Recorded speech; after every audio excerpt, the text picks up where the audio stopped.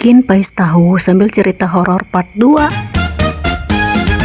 Oke geng, sambil bikin pais tahu di sini aku mau lanjutin cerita horor kemarin. Jadi pas Paksu lagi sibuk nyenterin durian jatuh, aku yang di jalan udah lumayan ketakutan gitu. Karena tiba-tiba aja ada yang lempar aku pakai pasir. Dan di sana tuh aku nggak berani buat noleh ke kiri, ke kanan ataupun ke belakang. Karena aku tuh takutnya dia itu malah tiba-tiba muncul di depan mata gitu, geng. Dan tatapan aku tuh cuma bisa tertuju ke Paksu yang lagi sibuk cari durian. Aku udah panggil Paksu berkali-kali, tapi dia tetap aja nyenterin semak-semak buat nyari durian jatuh tersebut. Dan aku tuh yakin banget suara itu tuh bukan suara durian jatuh, melainkan ada hal lain yang emang sengaja gitu gak sih buat ngerjain kita berdua. Nah, gak selang lama Paksu pun balik ke jalan nyamperin aku terus sambil bilang, "Tepanggih Kaduna, di mana buah ragragna?" Habis itu udah tuh ya, aku sama Paksu jalan lagi dan ternyata malah dilempar pasir lagi, guys. Paksu langsung natap muka aku, terus aku malah lari karena takut ketinggalan juga sama Paksu, dan baru aja beberapa langkah sendal aku malah putus. Singkat cerita, aku udah sampai tuh di kampungnya Paksu. Jadi posisi kampung Paksu ini kayak tangga gitu guys rumahnya, dan rumahnya Paksu itu lumayan di bawah gitu. Aku yang masih di atas kurang lebih 80 meteran. Aku lihat di pilar depan rumah itu kayak ada yang duduk gitu. Sementara Paksu nggak lihat sama sekali. Terus aku ngeyakinin lagi kalau di pilar itu benar-benar ada orang lagi duduk. Dia cuma jawab, "Mana sih? Mana? Orang nggak ada siapa-siapa." Karena mungkin emang dia nggak lihat ya guys. Dan pas udah deket banget ke rumah, laki-laki yang duduk tadi itu tiba-tiba hilang. Singkat cerita aku udah sampai ke rumah, terus aku langsung tidur. Paksu juga tidur pules. Tapi anehnya perut aku ada yang rabang-rabang. Ya Allah, aku udah merinding banget ini. Dan posisi tidurnya itu miring gitu ya. Paksu juga sama miring, tapi miringnya itu punggung sama punggung gitu. Terus dia itu selimutan pakai sarung kayak ngebentuk udang gitu. Tapi anehnya ya itu ada tangan yang ngeraba perut aku. Dan keesokannya aku langsung sakit guys. Pas aku tanya ke Paksu soal semalam, ternyata dia sampai ngucap, "Demi Allah bukan dia."